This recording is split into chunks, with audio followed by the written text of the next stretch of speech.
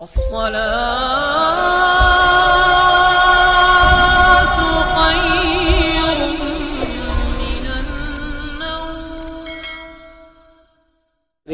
कुरान की बड़ी बरकत है। मेरा ये पैगाम आज मैं आपको देना चाहता हूँ, कम से कम अपनी आदत बनाएं कि सोने से पहले 4-5 आयतें ही पढ़ लिया करें, एक रुकू ही पढ़ लिया करें, जरूर पढ़ें। आप देखें, कुरान शरीफ में एक सूरत है, कुरान शरीफ में एक सूरत है, अगर सोने से पहले उस सूरत को आप पढ़ लें, रोजाना पढ़ने की आदत डालें, तो ये सूरत की तासीर ये है कि आप जो सोचोगे वो होगा, जो सोचोगे वो होगा। उस सूरत का नाम है सूरह मुज़म्मिल। 2 रुकू पर मुश्तमिल है ये सूरत, और 5 मिनट से भी कम का वक्त लगता है। 5-6 दिन अगर आप उसको रेगुलर पढ़ेंगे ना सूरह मुज़म्मिल को, तो आपको ये ज़बानी याद हो जाएगी और आप सूरह मुज़म्मिल पढ़ने के आदी बने। जादू से बचेंगे, सहर से बचेंगे, बलाओं से बचेंगे, ये है। फिर भूखमरी से बचना है, फाका कशी और गुर्बत से, यानी मालदार बनना है। सोते टाइम सूरह वाक़िया की तिलावत कर। सूरह वाक़िया मालदार बनाने वाली सूरत है। एक मर्तबा हजरत सैयदना अब्दुल्ला इब्ने मसऊद रज़ी अल्लाह ताला अन्हु, आपके विसाल का वक्त करीब था। हजरत सैयदना उस्मान गनी आपके घर गए और जाने के बाद कहने लगे, भाई अब्दुल्ला, आपकी बड़ी दीनी खिदमत है, अब ऐसा लगता है कि तुम दुनिया में ज्यादा दिन तक नहीं रहोगे और तुम्हारी बेटियां हैं, और आप मुझे वसीयत कर दे कि मैं आपकी बेटियों के लिए क्या खिदमत कर सकता हूँ। हज़रत अब्दुल्ला इब्ने मसूद उठकर बैठ गए, कहने लगे, उस्मान मेरे भाई, याद रखो, मेरी बेटियां कभी भूखी नहीं रहेगी, मेरी बेटियां कभी फाके से नहीं रहेगी, मेरी बेटियों को कभी माल की तंगी नहीं होगी, आप पैसों की बात ना करें।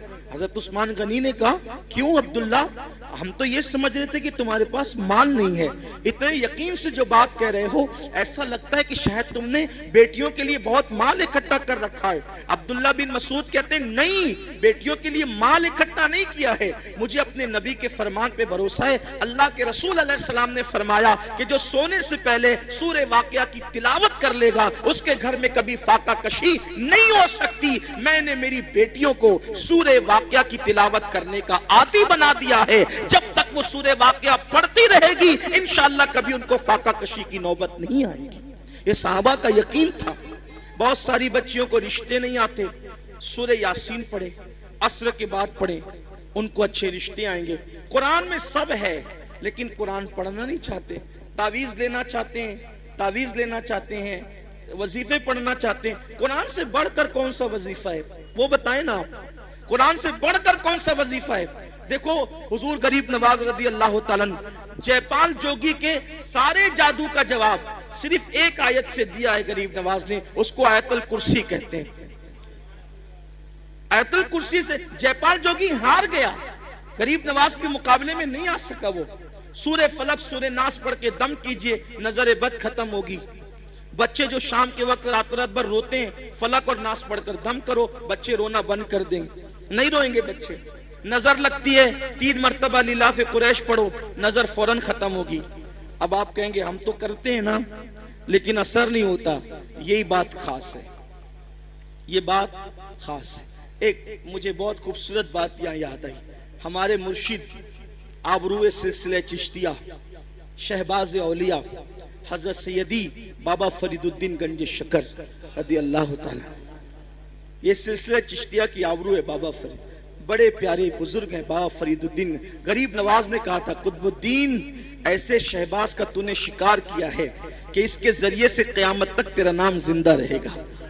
बाबा फरीद के पास एक औरत आई और आकर कहती, सरकार, मेरी बेटी की शादी है, पैसों का इंतजाम नहीं, सरकार इंतजाम कर दे।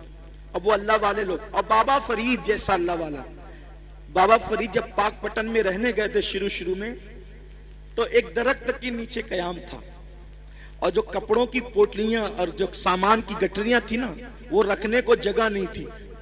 पंजाब के लोग यानी पाक पटन के लोग बहुत सताते थे, रहने नहीं देते थे, तो सामान कहाँ रखे अपना, था तो थोड़ा ही सामान, जगह तो चाहिए, तो दरख्त पे लटका कर रखते थे सामान। अब जिसका खुद का छत ना हो, उसके पास आइए क्या कहने, मेरी बेटी की शादी नहीं, शादी है, पैसे का इंतजाम नहीं। अब बाबा फरीद, ओ बाबा फरीद, फरीद मतलब फरीद, ये उनका नाम नहीं फरीद, उनका नाम है मसूद और उनका लक़ब है फरीद। फरीद का मतलब होता है यक्ता, यक्ता, बेहमता, कोई हमसर नहीं, कोई सानी नहीं। उनके दौर में वो थे फरीदुद्दीन।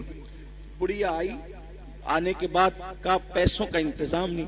सरकार बाबा फरीद ने कहा एक काम कर माई, वो सामने जो ढेला पड़ा है ना मिट्टी का, वो ढेला मेरे पास ला। वो ढेला लाई, फरमाया पकड़ इसको। उसने ढेला पकड़ा। बाबा फरीद ने सूरह फातिहा पढ़ी 3 बार। कितनी बार? कौन सी सूरत? सूरह फातिहा का मतलब जोर से बोलिए, अल्हम्दुलिल्लाही। सबको याद है ना? सूरह फातिहा 3 बार पढ़ी, दम किया, फरमाया इसको ढांक ले और घर जाके खोलना। ढांक लिया, घर जाकर खोला तो वो सोना बन गई। मिट्टी क्या बन गई? सोना बन गई। अब वो शादी भूल गई। इंसान तो लालची होता है। बाबा साहब ने कितना आसान तरीका बताया मिट्टी को सोना बनाने का। उसने शादी भूल गई, बोला यार एक ढेले पे अगर पढ़ा नहीं है सूरह फातिहा तो फिर एक ढेले पे क्या पढ़ना। वो ढेले ही जमा करती रही मिट्टी के, पूरा घर भर दिया ढेले से। और जब रात हुई तो फातिहा पे फातिहा, फातिहा पे फातिहा, फातिहा पे फातिहा पढ़ती रही, फूकती रही, पढ़ती। रात से सुबह हो गई, वो मिट्टी के मिट्टी रही। उसने कहा बाबा साहब ने तो मेरे सामने यही पढ़ा था, इसके सिवा कुछ नहीं पढ़ा था, अब सोना बना दिया। और मैं रात भर पढ़ी, गुस्से में सुबह आई, कहा सरकार क्या बात है ये? फरमाया माई क्या हुआ, तेरा मसला तो हल हो गया, नाराज क्यों है? कहा कि आपने सूरह फातिहा पढ़ा तो मिट्टी सोना बन गई। मैं पूरी रात, आपने सिर्फ 3 बार पढ़ा था, मैं पूरी रात पढ़ पढ़ के फूंकती रही, वो मिट्टी के मिट्टी रही। और सही बताना आपने फातिहा के सिवा कुछ पढ़ा था? कहा नहीं फातिहा पढ़ा था, कुछ नहीं पढ़ा था। तो कहा कि आप पढ़ते तो सोना, हम पढ़ते तो मिट्टी। बाबा साहब ने मुस्कुरा के कहा ओ माई, फरीद जैसी जबान तो ला, फरीद जैसी जबान तो ला। किसी को टाइफाइड होता है, टाइफाइड का मर्ज, चाय पीता है तो कैसी लगती है? कड़वी। कैसी लगती है? बोलो चाय कड़वी है कि जबान कड़वी है? हैं? क्या कड़वी? आदमी कहता है चाय कड़वी है, आदमी क्या कहता है? चाय कड़वी नहीं है। अगर चाय कड़वी होती तो सबको कड़वी लगती। तेरी जबान कड़वी हो गई है, क्यों? क्योंकि तुझे बीमारी है, बीमारी की वजह से तुझे चाय कड़वी लग रही है। ऐसे ही जैसे टाइफाइड वालों को चाय कड़वी लगती है, वैसे हमें गुनाहों का टाइफाइड हो गया है। जिस दिन ये गुनाहों का टाइफाइड खत्म हो जाएगा, हम भी सूरह फातिहा पढ़ेंगे और मिट्टी सोना बनती चली जाएगी।